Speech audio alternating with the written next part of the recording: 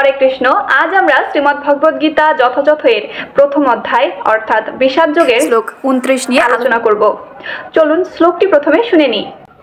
ন চক্ষক্নোমি অবস্থাতুম ভ্রমতি বাচা মে মনঃ নিমিত্তানি চ পশ্যামি বিপরীতানি কেশবঃ। লক্ষ্য করুন, এখানে বলা হচ্ছে না চ শক্নোমি। অর্জুন গত শ্লোকে তার পরিস্থিতি সম্পর্কে ভগবানকে বলছিল। সে বলছিল যে হে কৃষ্ণ, আমার হাত থেকে আমার গান্ডীব খসে পড়ছে, আমার সারা শরীর কম্পিত হচ্ছে।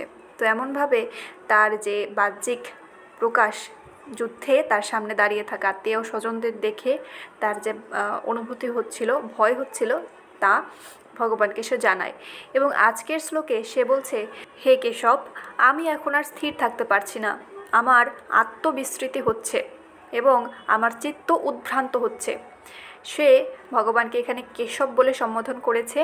আমরা জানি ভগবানের এই নামের অর্থ, ভগবান কেশী নামক দানবকে বধ করেছিলেন বলেই কিন্তু তার নাম কেশী। তো অর্জুন এখানে ভগবানকে কেশী বলে সম্বোধন করে আরও বলছে যে হে নাথ, আমি কেবলই অমঙ্গল সূচক লক্ষণসমূহ দর্শন করছি।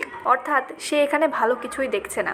অর্জুন অস্থির হয়ে পড়েছিলেন এবং যুদ্ধক্ষেত্রে থাকতেই সে অসমর্থ হয়ে পড়েছিল, বিমর্ষ হয়ে পড়েছিল। এটির হওয়ার মূল কারণ কি? মানুষ যখন কোনো একটি বিষয়ের প্রতি অনেক বেশি আসক্ত হয়ে যায়, তখন সে মোহমায়ায় আচ্ছন্ন হয়ে যে কোনো কিছুতেই ভয় পায়। যেমন এখানে অর্জুন তার আত্মীয় স্বজনদেরকে হারানোর ভয় পাচ্ছে। সে ভাবছে যে এই যুদ্ধে যদি আমি জয়ও লাভ করি বা আমি বিজয়ীও হই, তবুও আমার ক্ষতি হবে, কারণ আমার আত্মীয় স্বজনরা মারা যাবে। এই ভেবে অর্জুনের এখানে ভয় হচ্ছে মনের মধ্যে। এখানে নিমিত্তানি বিপরীতানি এই কথাটা কিন্তু অনেক গুরুত্বপূর্ণ। দেখুন, মানুষ যখন নৈরাশ্য আর হতাশার সম্মুখীন হয়, তখন সে মনে করে আমার বেঁচে থাকায় লাভ কি? সবার কেবল তার নিজের সুখ সুবিধার কথাই চিন্তা করে, ভগবানের বিষয়ে কেউ মাথা ঘামায় না। অর্জুনের এই মনোভাবের কারণ হচ্ছে ভগবানের ইচ্ছা। ভগবান চাইছেন বলেই অর্জুনের এখন এরকম স্বার্থ বিষয়ে অজ্ঞতা অর্জুন প্রকাশ করছে। মানুষের প্রকৃত স্বার্থ কিন্তু ভগবানের মাঝেই নিহিত আছে।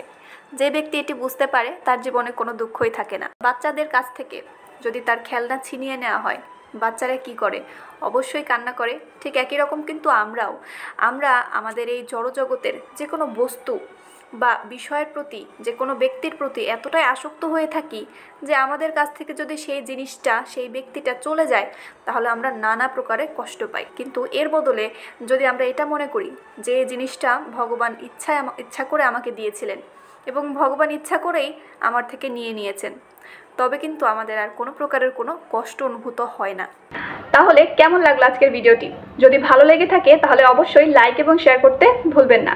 আর নিয়মিত এমনই ভগবদ্গীতার একটি করে শ্লোক শুনতে চাইলে ফলো দিয়ে রাখতে পারেন। এবারে তাহলে বিদায় নিচ্ছি। সকলে ভালো থাকবেন, সুস্থ থাকবেন। হরে কৃষ্ণ, রাধে রাধে।